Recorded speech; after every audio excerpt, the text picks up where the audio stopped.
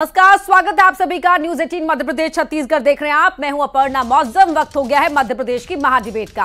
आज बात बीजेपी के जीत के दावे की और कांग्रेस के हार के डर की। हालांकि ये सब बातें सियासी हैं और चुनावी माहौल में की जाती हैं, लेकिन इन सब के बीच कांग्रेस नेताओं का इधर उधर जाने की बात इस बार नई नहीं है। कांग्रेस छोड़ रहे नेताओं के कारण पार्टी बैकफुट पर दिख रही है। ये खजुराहो लोकसभा का प्रत्येक बूथ कांग्रेस मुक्त बनेगा। कांग्रेस ने चुनाव का वोट डलने से पहले ही इस क्षेत्र में अपनी हार को स्वीकार कर लिया। कौन से नेता डर के मारे उधर उधर भाग रहे हैं? किसी दूसरे पे बिना सोचे समझे टिप्पणी करना आसान है। भारतीय जनता पार्टी वाकई में अहंकार से भरी हुई है।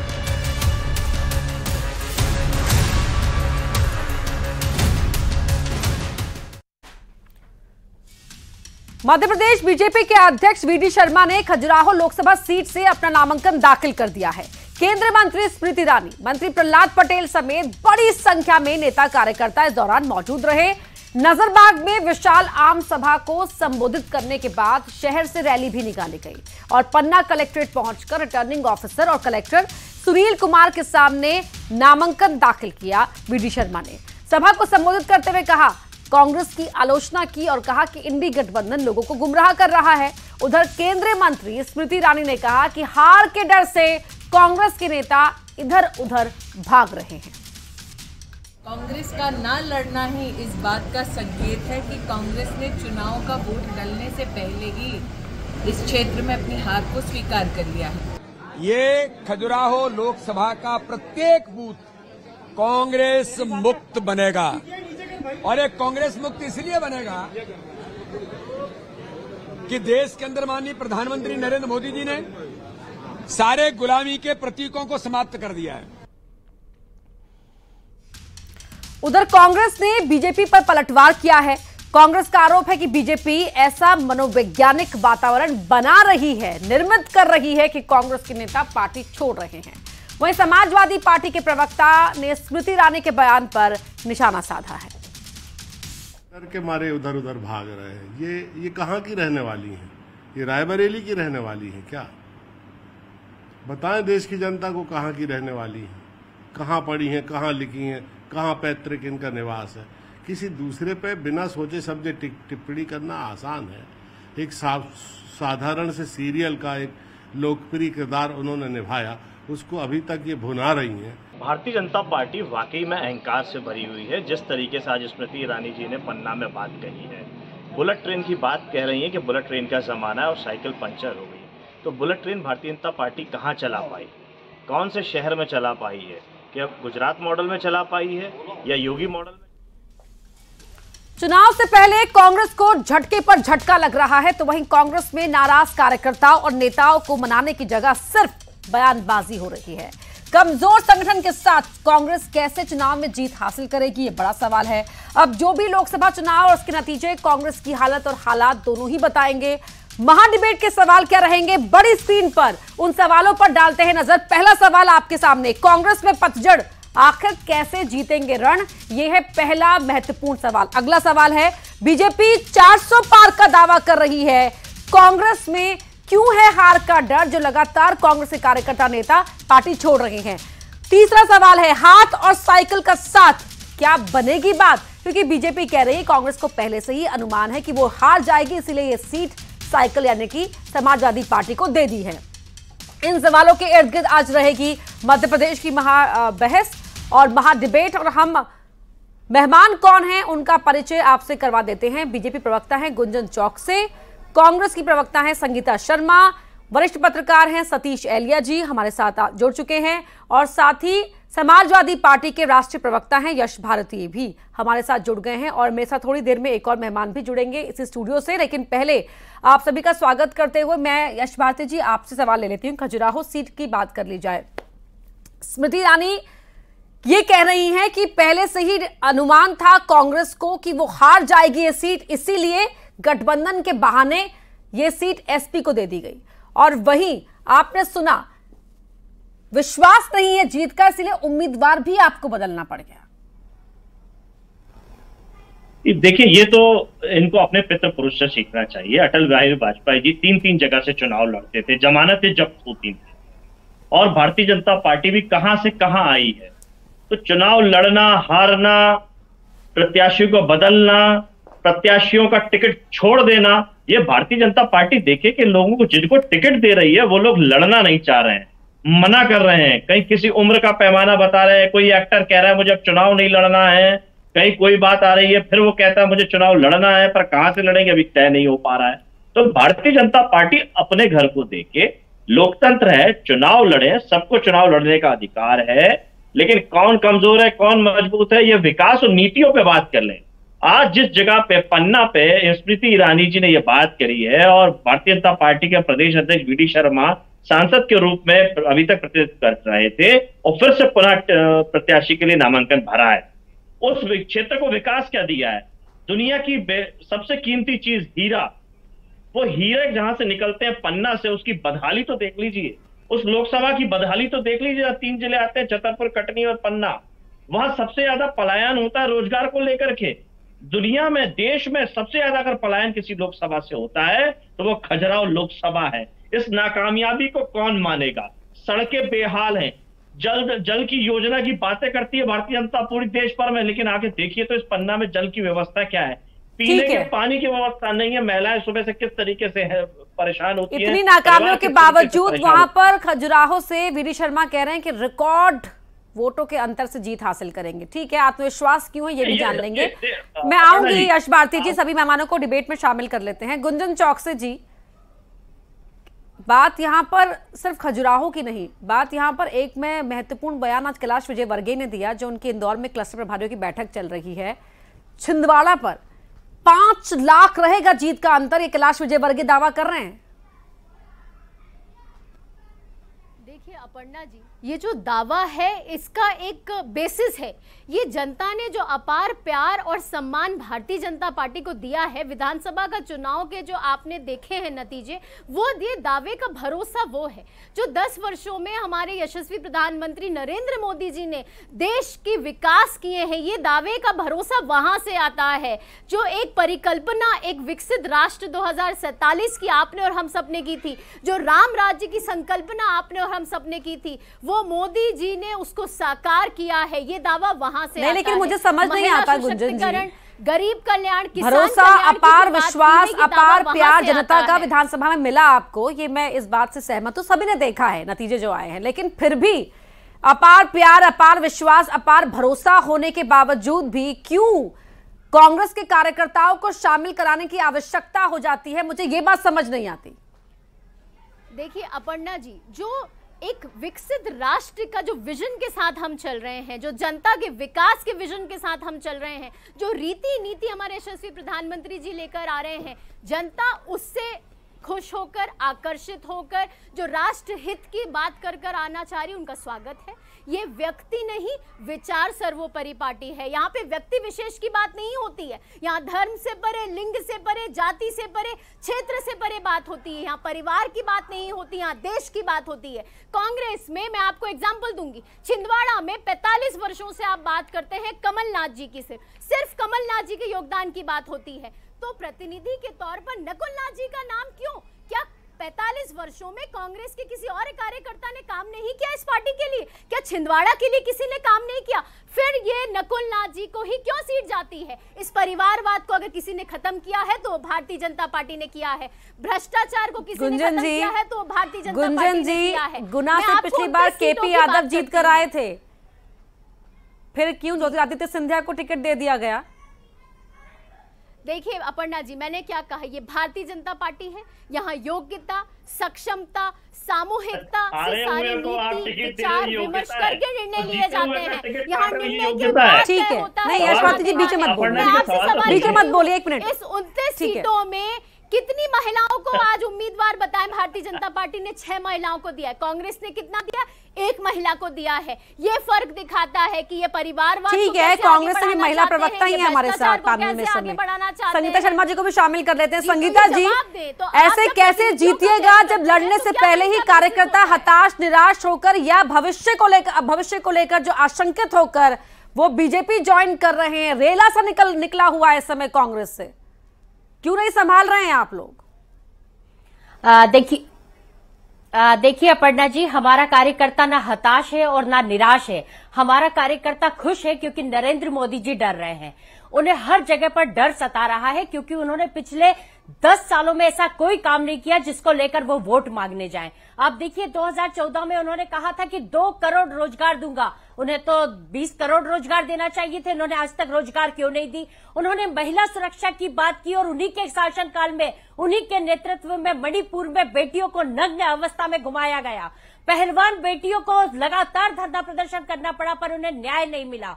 आप देखिए कि महंगाई कम नहीं हुई, रोजगार नहीं मिले, किसानों के हालात बदतर हो गए हैं। ये किस मुंह से वोट मांगने के लिए जाएंगे? और जहां तक ये बात कर रहे हैं कि नरेंद्र मोदी जी की गारंटी है, तो किस बात की गारंटी जिन्होंने 15-15 लाख रुपया नहीं दिए? ये कहते थे विदेशों से चंदा, विदेशों से काला धन आएगा और हम लोगों में बांटेंगे। इन्होंने तो खुद चंदे का धंधा कर लिया। इन्होंने उद्योगपतियों को दबाव, सीबीआई, आईटी का दबाव बनाकर उनसे करोड़ों रुपया चंदा लूटा और आज देश की जनता को जवाब नहीं दे रहे हैं। ये वही नरेंद्र मोदी जी है जो अच्छे दिन आने वाले बात करते थे। ये वही नरेंद्र मोदी जी है जो अच्छे दिन आने की बात करते थे। आप बीच में नहीं बोले, आप बीच में नहीं बोले। मैंने आपकी बात को पूरा सुना था। भाजपा प्रवक्ता से कहिए अपर्णा जी, इनमें सुनने की आदत नहीं है। इनकी पूरी पार्टी को ट्रेनिंग दी गई है कि कांग्रेस की आलोचना करो, जोर जोर से करो। कांग्रेस की आलोचना करने से ही हमें वोट मिलेंगे। इनके विकास पर ये बात नहीं करते हैं। अभी इनसे पूछ लीजिए महिला सुरक्षा क्यों नहीं दी, ये जवाब नहीं दे पाएंगी। इनसे पूछिए 2 करोड़ रोजगार क्यों नहीं दिए, ये अभी जवाब नहीं दे पाएंगी। और मध्य प्रदेश अपराधों में नंबर 1, मध्य प्रदेश महिला अत्याचारों में नंबर 1। आप बताइए कि क्या हालात इन्होंने देश के कर रखे हैं। कोविड आता है तो ना ऑक्सीजन दे पाते हैं, ना हॉस्पिटल दे पाते हैं, उसके बावजूद भी वोट ले जाते हैं। लेकिन संगीता जी, कुछ तो विश्वास होगा ना जनता को, कुछ तो नजर आ रहा होगा ना। आप लोग विधानसभा से चुनाव, मेरी बात सुन लीजिए, आप कांग्रेस विधानसभा चुनाव से पहले भी यही तमाम मुद्दे, सरकार की यही नाकामियां गिनवा रही थी। उसके बावजूद भी वोट तो बीजेपी को ही मिला है ना, सरकार उसी ने बनाई है। आगे बढ़ रही हूँ मैं, सतीश अहलिया जी के पास आ रही हूँ। ठीक है, आप दोनों शांत हो जाइए। सतीश अहलिया जी के पास इन्हें धैर्य क्यों नहीं है? इतना बीच में क्यों बोल रही है? इन्हें धैर्य क्यों नहीं है सुनने का? भाजपा की आदत है बीच में बोलना और कांग्रेस की आवाज को दबाना। नहीं, आपको पूरा मौका मैंने दिया, आगे भी दूंगी। आप ये बताइए, एक मिनट देखिए संगीता जी, करना, धर्म के नाम पर ठीक है संगीता जी, एक मिनट। यश जी, मैं लौटूंगी आपके पास, लेकिन पहले देखिए सभी मेहमानों को शामिल कर लेते हैं। सतीश अहलिया जी वरिष्ठ पत्रकार हैं, उनको भी मैं जोड़ लेती हूँ। सतीश जी, ये एक अलग तरह की परंपरा से निकली हुई है कांग्रेस के समय। वो कह रहे हैं फिल्टर हो रहे हैं, बीजेपी कह रही है कि हमारे पास तो गिनवाने के लिए इतना कुछ है कि हमें आवश्यकता ही नहीं किसी और चीज की, फिर भी द्वार हमारे खुले हुए हैं। पहलवानों के मुद्दे को उठाती है कांग्रेस, लेकिन उसके बावजूद भी 22 घंटे पहले जो बॉक्सर ट्विटर पर, एक्स पर माफ कीजिएगा, बुराई करता है, वो 22 घंटे बाद बीजेपी को ज्वाइन कर लेता है। कुछ तो नजर आ रहा होगा ना किसी को कि क्यों ज्वाइन कर रहे हैं, क्यों जा रहे हैं पार्टी छोड़कर। देखिए, मुझे ऐसा लगता है कि कांग्रेस को लगातार इतनी चुनावी हार के बाद कुछ आत्ममंथन करने की जरूरत है। राजनीति में 2-3 चीजें बहुत जरूरी होती हैं। एक तो होता है आपका संगठन, दूसरा होता है आपका नेतृत्व, और फिर जनता से आपका कनेक्ट कैसा है। कांग्रेस को अगर आप देखेंगे, आज से नहीं पिछले 30 सालों के कांग्रेस का इतिहास को अगर देखेंगे आप, तो कांग्रेस में नेतृत्व करीब करीब 20-22 साल से एक ही परिवार के पास है। सोनिया गांधी 19 साल तक अध्यक्ष बनी रही, थोड़े दिन के लिए राहुल गांधी भी बने, और अब जाके मल्लिकार्जुन खड़गे उनके नेता बने हैं। लेकिन उनके नेतृत्व की स्थिति है कि वो तीसरे, चौथे या 5वें नंबर के नेता की तरह जनता जिस तरह से उनको देखती है वो। दूसरा, उनका जो संगठन है नीचे तक का, वो उसमें एक तरह से बिखराव है, जो मध्य प्रदेश में हम देख रहे हैं, या बहुत सारी जगह जो नेता छोड़ छोड़ के बीच में जाते हैं। और हर बार ये कहा जाता है कि वो चला गया तो हमें कोई फर्क नहीं पड़ता। फर्क पड़ना चाहिए था। अगर फर्क पड़ता कांग्रेस को लोगों के जाने से, तो हो सकता है ये लोगों के जाने का सिलसिला कम हो पाता था। रियलिटी को कांग्रेस को स्वीकार करना चाहिए। मैं बात इसलिए कह रहा हूं कि देश को एक पार्टी की बड़ी सत्ता की तरफ जाना देश के लोकतंत्र के लिए ठीक नहीं है। जैसे कांग्रेस 1984 का आप चुनाव याद कीजिए, जब इंदिरा गांधी की हत्या हुई और उसके बाद राजीव गांधी के प्रति जो सहानुभूति के कारण वोट मिला, उस विशाल बहुमत का कैसा दुरुपयोग किया गया। अगर भारतीय जनता पार्टी को लगातार इतना प्रचंड बहुमत मिलता रहेगा तो ये लोकतंत्र के लिए ठीक नहीं है। तो कांग्रेस को अपना संगठन और नेतृत्व ठीक करना चाहिए। तो स्वस्थ लोकतंत्र की जरूरी है कि फर्क पड़े, और वाकई आगे बढ़ने के जरूरी है कि फर्क पड़े। ये तो व्यक्ति पर भी निर्भर करता है ना कि अगर हमें आगे बढ़ना है तो हमें फर्क पड़ना चाहिए, हर आलोचना से फर्क पड़ना चाहिए। एक राज्य में आप जाएंगे तो आपको स्थानीय स्तर पर अपनी भूमिका को देखना पड़ेगा। भारतीय जनता पार्टी का अभी भी बहुत सारे राज्यों में बड़ा ज्यादा वोट बैंक नहीं है उनका अभी भी, और कांग्रेस का वोट बैंक लगभग पूरे देश में है, लेकिन वो श्रिंक होता जा रहा है। पिछले 2-3 चुनावों के नतीजे आप देखेंगे तो उनको वोट मिलने की जो प्रतिशत है वो कांग्रेस का लगातार घटा है। उसको राज्यवार चिंता करनी चाहिए और नेतृत्व खड़ा करने की जरूरत थी, वो कांग्रेस ने नहीं किया, उसका नुकसान उसको उठाना पड़ रहा है। जी यश भारती जी यहाँ पर कुछ कहना चाह रहे हैं। यश भारती जी, देखिए अपर्णा जी, जो सवाल बार बार उठता है कि बार बार भारतीय जनता पार्टी जीत क्यों रही है। हर बार इनका जो वादा होता है चुनाव में, जिसपे ये जीत के आते हैं, उस वादे की खिलाफी तो करते ही है, जनता को ठगने का काम तो करते हैं, फिर चुनाव में नए वादे के साथ आते हैं, किसी प्रतीक की आड़ में घुस जाते हैं। जैसे पुलवामा हमले की आड़ में चले गए, प्रभु राम के आड़ में तो ये समय समय पर चले ही जाते हैं। लेकिन जनता जिस चीज के लिए चुनती है, सरकार के लिए जो इनके दावे वादे थे, क्या महंगाई कम हो गई है, क्या महिला सुरक्षा के लिए कोई काम हुआ, क्या देश के लिए रक्षा के लिए कोई काम हुआ। चीन आज हमारे कब्जे में है, मणिपुर जैसे प्रदेश में हिंसा हो रही है, उस पर हमारे प्रधानमंत्री जी कुछ नहीं कहते हैं। प्रोटोकॉल के नाम पे तमाम गुमराह करने वाली बात होती है। राष्ट्रपति खड़े हैं, प्रधानमंत्री बैठे हैं, फुटेज में आना है, केवल फुटेज में आना है। उसके लिए जो करना पड़े, जो बलिदान देना पड़े फुटेज में आने के लिए, वो चाहे देश का हो, चाहे हमारे सम्मानीय महामहिम राष्ट्रपति का हो या प्रभु राम का हो, फुटेज में आने के लिए हर तरह की कुर्बानी देंगे। ये नीति पे बात करें ना, शिक्षा के स्तर पे कौन सा अच्छा काम हुआ, देश की सुरक्षा के लिए आज चीन हमारे पे हमला कर रहा है, चीन कब्जा कर रहा है। रिजांगला स्मारक जो बना हुआ था उस पर कब्जा कर लिया, उस पर कुछ नहीं बोलेंगे। अगर मैं क्षेत्रीय हिसाब से बात करूं तो मध्य प्रदेश के 29 में से 1 सीट समाजवादी पार्टी के पास है। इंडिया गठबंधन में बड़ा दिल दिखाया दोनों दल ने और एक साथ है। भारतीय जनता पार्टी क्या हिम्मत कर सकती है कि अपने किसी घटक दल को मध्य प्रदेश में 1 सीट दे दे? क्यों? क्योंकि हर जगह इनको रहना है, तानाशाही करनी है। आप 2 फुटेज देखिए, एक बड़ी सभा होती है मेरठ में, एक बड़ी सभा होती है दिल्ली में, एक ही दिन में एक ही समय में। वहां हाथ हिलाते हुए अगर कोई व्यक्ति दिखता है तो वो केवल नरेंद्र मोदी जी होते हैं। और दूसरी जो दिल्ली में सभा होती है उसमें पूरे गठबंधन के साथी हाथ उठाते हैं, सबका अभिवादन करते हैं। तो एक साथ मिलकर काम करने वाली बात प्रतीक कहां दिखता है? जो इंडिया गठबंधन की रैली होती है। और तानाशाही कहां दिखती है? जो हमें मेरठ में दिखती है, जो चुनाव हुआ मुख्यमंत्री योगी आदित्यनाथ की आप बात कर रहे हैं प्रधानमंत्री जी नमस्ते तक करना पसंद नहीं करते, उनकी तरफ देखना तक पसंद नहीं करते। ये अपने कन्वीनियंस के हिसाब से क्यों निभा रही है प्रधानमंत्री की गाड़ी के पीछे। पश्चिम बंगाल में ममता बनर्जी कहती है कांग्रेस को वोट मत देना, कहती है देश में हम लड़ रहे हैं लेकिन पश्चिम बंगाल में सिर्फ आप टीएमसी को वोट देना। ये किस तरह का गठबंधन धर्म निभाया जा रहा है? फिर जनता के बीच में कैसा मैसेज कन्वे कर रहे हैं? अपर्णा जी, शायद यश भारती जी भूल गए हैं कौन अखिलेश बोला था। शायद कमलनाथ जी ने ये भूल गए हैं, दिग्विजय सिंह जी के जो बयान भूल गए हैं। गुंजन जी आपका सवाल हो गया, मैं जवाब दे दूं। विधानसभा के समय नहीं गुंजन जी मैं भूल गया, गुंजन जी मैं भूल गया कि क्या 10 पुलवामा अटैक को आप गुंजन जी आप मुझे बोलने तो दीजिए। अरे मुझे आपका बहुत शर्म आ रही है, अब बोलने दीजिए। बहुत शर्म आ रही है गुंजन जी, बोलने दीजिए। जिस व्यक्ति ने राम राज्य की परिकल्पना आपने कभी करी भी नहीं, आप सवाल कर रही हैं, जवाब दे दीजिए। आप उसे फुटेज का नाम देते हैं, शर्म आनी चाहिए आपको। मुझे जवाब देने दीजिए। आप प्रभु श्री राम को बीच में लेकर अपर्णा जी मुझे जवाब देने दीजिए। जी जी मुझे बहुत शर्म आ रही है। गुंजन जी ने इतना कह दिया कि हमें शर्म आनी चाहिए, मुझे बहुत शर्म आ रही है। मुझे शर्म तब भी आती है जब देश के प्रधानमंत्री जी महाराष्ट्र के लिए एक आदमी से कहते हैं बहुत भ्रष्टाचारी, उसको चक्की पीसिंग करनी चाहिए, लेकिन उसे 2 बार उप मुख्यमंत्री बनाती है भारतीय जनता पार्टी। हरियाणा के अंदर जेजीपी को गाली देते हैं दोनों एक दूसरे को, सरकार बनाने के लिए उसको उप मुख्यमंत्री बनाते हैं। मुझे बहुत शर्म आती है।